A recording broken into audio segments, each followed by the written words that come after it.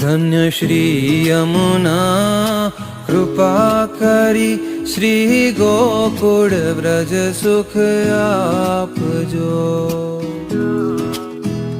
વ્રજની રજમાં અહર્નિશ અમને સ્થિર કરીને સ્થાપજો.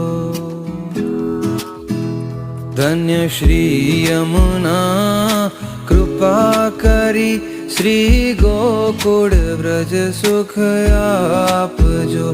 વ્રજની રજમાં અહર્નિશ અમને સ્થિર કરીને સ્થાપજો.